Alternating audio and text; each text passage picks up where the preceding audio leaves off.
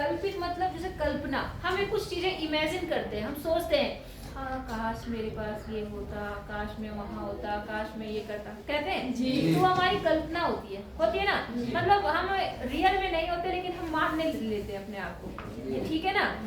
ऐसे ही यहाँ जो सवाल कर रहे हैं इसमें जो हम माध्य है एक कल्पना वाला माध्य मान लेते हैं। कल्पना मतलब वो रियल नहीं होता, लेकिन हम अपने मानने के लिए, हम सवाल सॉल्व करने के लिए मान लेते हैं कि यही हमारा माध्य है। बात समझ आ गई आपको? जैसे एक कोई सभी सवाल लेते हैं, जैसे दूसरा सवाल हमने किया ना इस विधि से, हमें दूसरा ही सवाल इस विधि से, ठीक है। देखो जरा,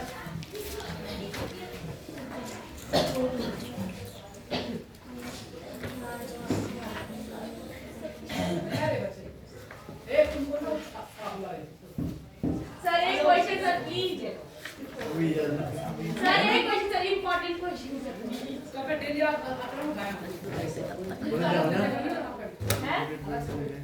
जो दूसरा सवाल है इसमें क्या था कि देखो, सॉरी मैंने गलत एक्सरसाइज बोल दी, एक मिनट।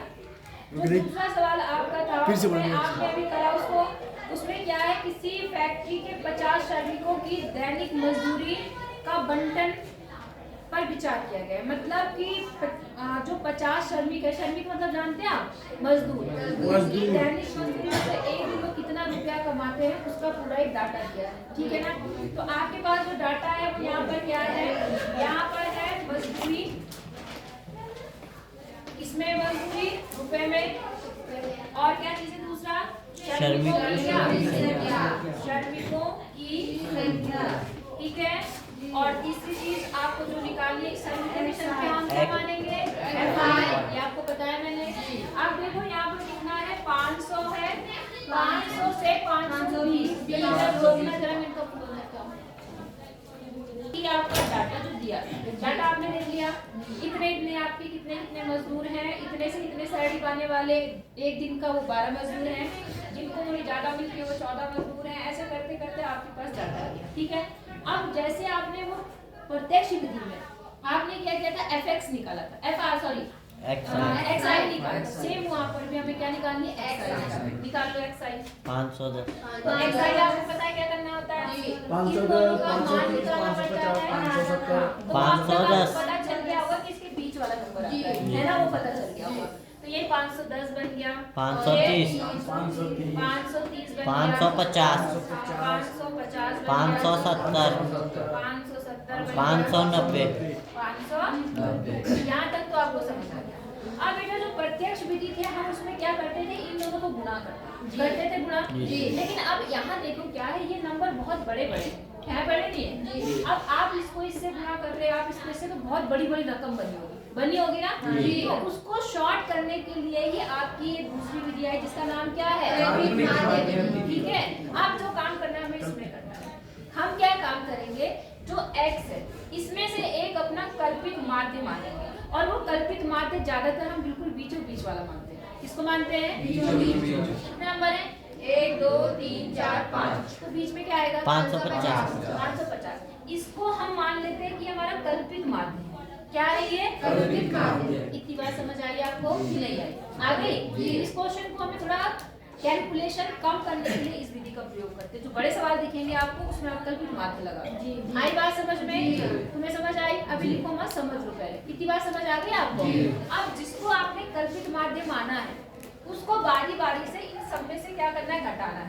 मतलब यहाँ पर क्या करना है, यहाँ पर एक d आएगा, क्या आएगा, d, और वो d क्या होगा, इस वाले में से, इसमें से xi में से क्या घटाएंगे हम, इसको करेंगे, a को माइनस करेंगे बारी बारी, समझे कि नहीं समझे, कैसे। अब देखो xi कौन सा है, 510, 510 क्या माइनस करा, 550, तो क्या आएगा 40, 10 का माइनस करेंगे, विशेष ध्यान देना। तो क्या बना यहाँ पर, माइनस का 40, समझिए कैसे बना। फिर इसमें से इसको माइनस करो, माइनस का 20, फिर इसी में से इसको माइनस करो, 0 आएगा। अब इसी में से इसको सॉरी इसमें से कर रहे थे हम, x में से, इसमें से इसको माइनस करो 20, और फिर इसमें से इसको माइनस करो 40। यहाँ तक समझ आया, सबको आया, कोई ऐसे से ना आया हो, आगे सबको। हमें क्या करना है, क्योंकि जब रकम बड़ी दिखती है आपको तो हम कल्पित माध्य विधि का प्रयोग करेंगे। उसमें से जो बीच में है, जैसे यहाँ पे 5 नंबर थे तो बीच में हमारा क्या हो गया, ये वाला आ गया। अगर 6 होते, क्या होते? 6। तो आप तीसरे या चौथे में से कोई भी ले सकते हैं, कोई दिक्कत नहीं है। समझिए ना, बीचों बीच में क्या आएगा, या तो तीसरे वाला नंबर आएगा, चौथा वाला आएगा, तो उनमें से एक मान सकते हैं आप। समझिए नहीं समझिए? इतना समझ आ गया सबको? आपने क्या करा, बारी बारी इसमें x में से, मतलब जो ये है इसमें से ये, इसमें से ये, इसमें से ये, इसमें से ये सारा अपना घटा दिया। यहाँ तक समझ आया? अब जो d आया इसको हम fi से गुणा करेंगे। पहले हम इन दोनों की गुणा करते थे, कौन सी विधि में? में किससे गुणा करेंगे? इसको इससे गुणा करेंगे, d को fi। समझ गए? तो यही एक्स्ट्रा एक कॉलम बनता है। समझ गए ना? तो यहाँ एक कॉलम और बढ़ गया, जिसमें क्या चीज हो रहा है, डी आई को किससे गुणा कर रहे हैं? एफ आई से। कोई दिक्कत? अब गुणा कर दो जी। कितना आया देखो, 12 है और यहाँ कितना है? 40। तो 12 बार 40, 12 चौक 48, 480 माइनस का, क्योंकि यहाँ पे कौन सा चिन्ह है? यहाँ है 14 और यहाँ कितना है? 20। 14 दूनी 10 का माइनस का। कोई दिक्कत? यहाँ है 0, यहाँ पर है 8, गुणा करने पर 0। अब यहाँ है 20, यहाँ है 6, कितना आएगा? 120। और यहाँ है 40, यहाँ है 10, कितना आएगा? 400।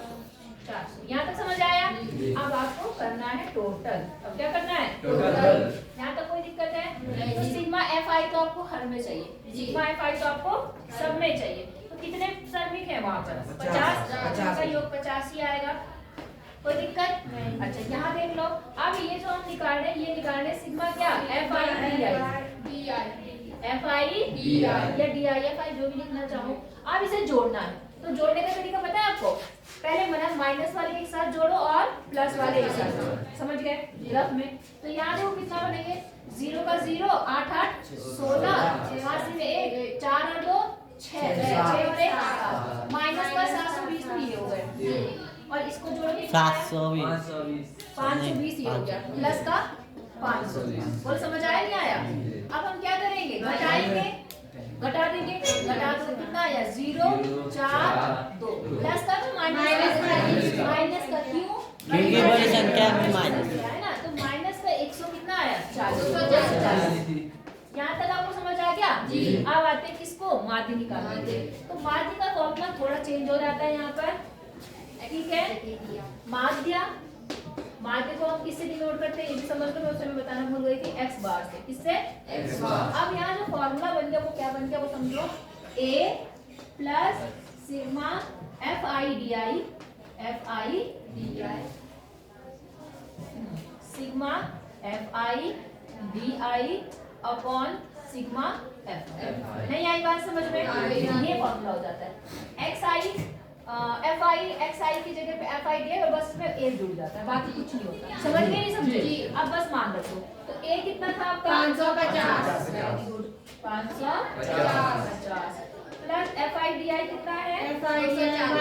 माइनस का 240। कोई दिक्कत नहीं। और ये कितना है? 50। यहाँ तक आपको कोई परेशानी नहीं है? इस 0 से 0 क्या हो गया? कट गया।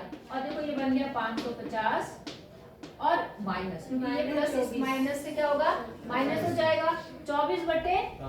यहाँ तक कोई दिक्कत आपको? 24 को 5 से भाग कर दो, तो आपको भाग करना आता है। 5 चौक 20, 4 बचा, 5 8 40। आप भाग करके वैसे देखना, समझ आएगी बात आपको? अब इसको इसमें से क्या कर देना है? घटा देना है। घटाना आता है ना आपको? 550 में से क्या घटाना है? 4.8। तो यहाँ हासिल नहीं, यहाँ पे 2 आ गया, यहाँ 9 में से 5 आ गया, और यहाँ 4 आ गया, और यहाँ कितना आ गया? 545.2। ये आपका क्या आ गया? माध्य। क्या क्या समझ आया नहीं आया? पक्का बताओ। आ गया ना? इस विधि को क्या बोलते हैं? समझिए पक्का? तो अब इसको करो, उसके बाद में तुरंत ही इसी में अगली वाली विधि बता देती हूँ, ठीक है ना, ताकि सारी विधियां एक साथ हो जाए। अब ये कौन सी विधि थी आपकी? कल्पित माध्य। अब हम कौन सी विधि देख रहे हैं? पग विचलन विधि। कौन सी विधि? इससे कैलकुलेशन थोड़ी और आसान हो जाएगी। पग विचलन विधि, ठीक है ना? इससे कैलकुलेशन क्या होगी? थोड़ी और आसान। अब देखो जरा, जब यहाँ पर आप पहुंच गए, इतना तो उसमें भी करना है, इसमें पग विचलन इतना निकाल लेंगे d। अभी भी आप क्या देख रहे हैं, जब आप इसको इससे गुणा करें तो थोड़ा और बड़ा नंबर मिल ही रहा है, मिल रहा है ना। अब इसको और छोटा करते हैं, किस विधि में? पग विधि। उसमें क्या काम करते हैं, जो इनका अंतर आता है, कितना आ रहा है इसका अंतर? 10 5 से 20, उसको h बोलते हैं, उसको बोलते हैं वर्ग अंतराल। क्या बोलते हैं? वर्ग अंतराल। वर्ग अंतराल में वर्ग का अंतर, ठीक है। तो वर्ग का अंतर कितना है यहाँ पर? 20 ही रहेगा हमेशा। देखो हमेशा सेम रहना चाहिए, अगर सेम नहीं है तो पहले सेम करना पड़ता है, ये भी ध्यान रखना। आई बात समझ में? एक चीज और समझना कि जहाँ से खत्म होता है वहीं से शुरू होना चाहिए, वरना उसे भी करना पड़ता है। इतनी बात समझ आ गई आपको?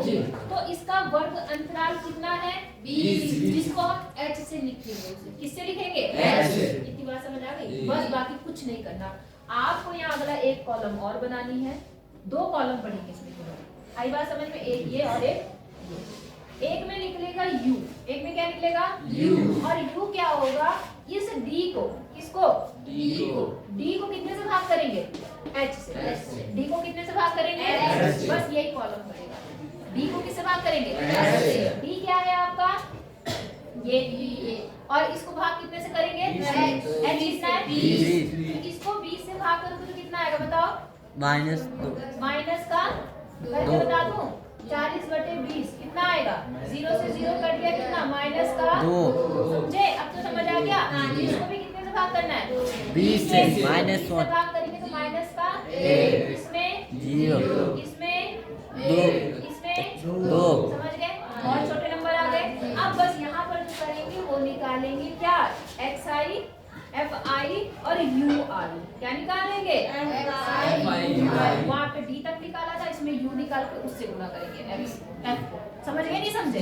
बस इतना ही काम है। अब गुणा कर दो तो देखो -2 को 12 से गुणा करोगे तो 12 दूनी -24 -24। इसको इससे करोगे तो 14 -14 और 0 से करोगे तो 0 1 से करोगे तो 6 और 2 से करोगे 20। इतनी बात समझ आ गई? अब सेम चीज यहाँ पर क्या निकालेंगे? सिग्मा fi ui बराबर, ठीक है। और यहाँ पे ये तो निकालना ही निकालना है, तो तीनों विधि में निकालना पड़ता है। अब बस इन्हें जोड़ लो तो देखो ये कितना हुआ? 4 4 8 और यहाँ पर कितना हुआ? -38 माइनस का 38 और यहाँ कितना है? 26 छब- प्लस का 26 घटा दो, कितना आया? पर 2 1 एक कितना आया? -12 माइनस का 12। ये हो गया माइनस का 12। यहाँ तक समझ आया? अब बस थोड़ा सा चेंज कहाँ पे होता है? सूत्र में। कहाँ पर? अब यहाँ सूत्र में क्या चेंज होगा वो देखो।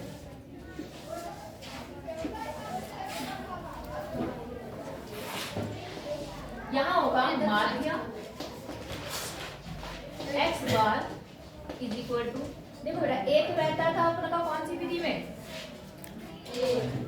इससे पहली वाली कल्पित माध्य में। अब इसमें क्या बदलाव हुआ कि यहाँ पर क्या हो जाएगा आपका? नीचे तो वही रहेगा सिग्मा fi, ऊपर आ जाएगा क्या? ये सिग्मा fi और साथ में बस h लग जाएगा। क्या लग जाएगा? नहीं आई बात समझ में? सिग्मा से पहले मतलब इसकी गुणा में। नहीं आई बात समझ में? आ गई या नहीं आई? आ गई जी। पक्का? समझे? मतलब इनके साथ में क्या गुणा होगा? h। तुम्हें दिखाई दे रहे हैं? नीचे ढंग से लिखो। एक बार और देखो, मैंने क्या बोला? बराबर a plus h sigma ui और बटे सिग्मा fi। बस ये आई बात समझ में? अब मान रख दो तो कल्पित माध्य आपने पहले वो करना ही पड़ेगा, इस विधि में भी कल्पित मान निकालना ही पड़ेगा। कितना था कल्पित मान? 550 550 आ गया और प्लस h कितना है? 20 यहाँ आ गया और ये कितना आया आपका? -12 12 आ गया आपका और नीचे कितना आया वो? 50 बोलो समझ आया? जी। अब देखो 0 से क्या हो गया? 0 कैंसिल हो गया। अब फिर से देखो 555 माइनस 12 बटे 5 और 24 माइनस 5 करने पे वही जो आया था पहले 5 और 20 5 8 40 और घटाने पर कितना आएगा बताओ? कितना आया था अभी? 2 5 4 5 आ गया ना? ये आपने तीनों ही विधियों से ये सवाल देखा और तीनों विधि आपको समझ में आई या नहीं आई? है बेटा कौन सा है? ब्रैकेट में 20 h तो वहाँ ना ये h है। h मतलब मैंने बोला इसका अंतराल, इसका गैप, इसका वर्ग का अंतराल, किसी में 10 होगा, किसी में 20 होगा, किसी में 25 होगा, किसी में 5 होगा। नहीं आई बात समझ में? वो चीज बोलो, समझ आ गया? कंफर्म बताओ। अगर आपको आ गया है तो सवाल शुरू कर सकते हैं। ठीक है ना?